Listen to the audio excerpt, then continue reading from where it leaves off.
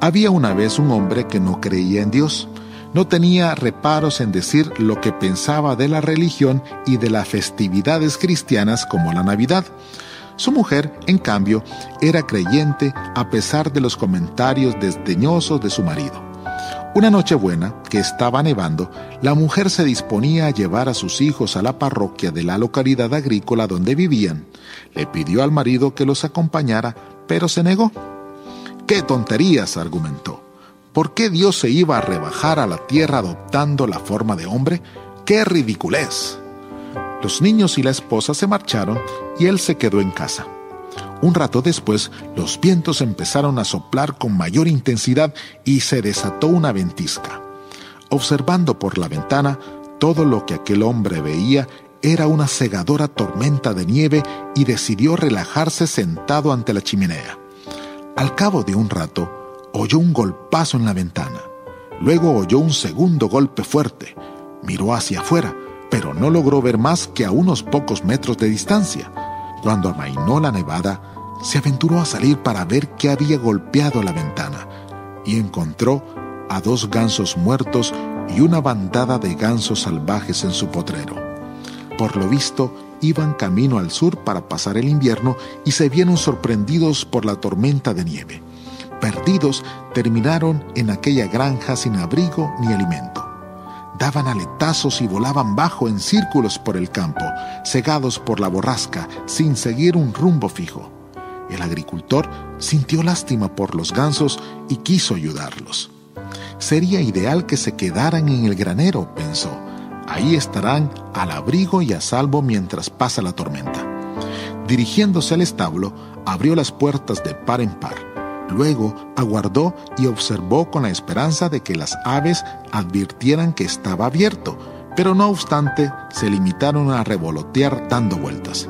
Ni siquiera se dieron cuenta de la existencia del granjero y de lo que podía significar en esas circunstancias. El hombre intentó llamar la atención de las aves, pero solo consiguió asustarlas y que se alejaran más. Entró a la casa y salió con algo de pan. Lo fue partiendo en pedazos y dejando rastros hasta el establo. Sin embargo, los gansos no entendieron. El hombre empezó a sentir frustración. Corrió tras ellos tratando de ahuyentarlos en dirección al granero, pero lo único que consiguió fue asustarlos más y que se dispersaran. Por mucho que intentara, no conseguía que entraran al granero donde estarían abrigados y seguros. «¿Por qué no me seguirán?», exclamó. ¿Es que no se dan cuenta que es el único sitio donde podrán sobrevivir a la nevasca? Reflexionando unos instantes, cayó en la cuenta de que unas aves no seguirían a un ser humano.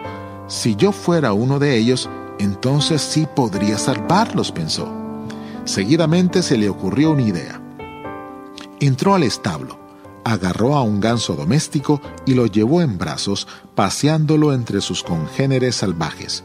Luego lo soltó. El ganso voló entre los demás y se fue directamente al interior del establo. Una por una, las otras aves lo siguieron hasta que estuvieron todas a salvo. El campesino se quedó en silencio por un momento mientras las palabras que había pronunciado hacía unos instantes resonaban en su cabeza.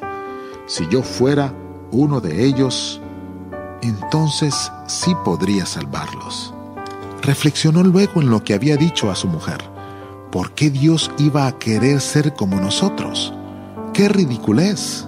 De pronto, todo empezó a cobrar sentido. Entendió que eso era precisamente lo que Dios había hecho. Nosotros éramos como aquellos gansos, estábamos ciegos, perdidos y a punto de perecer. Dios se volvió como nosotros a fin de indicarnos el camino y por siguiente salvarnos.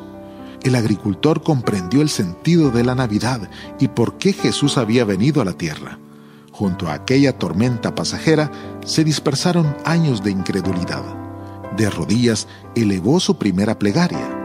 Gracias, Señor, por venir en forma humana a sacarme de la tormenta.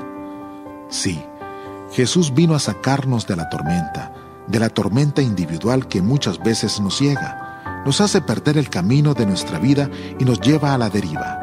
Dejemos de dar vueltas sin sentido. Cuando creamos haber perdido el rumbo, volvamos los ojos a Él. Miremos el pesebre, miremos la cruz. Ellos nos mostrarán el rumbo que dará sentido a nuestra existencia.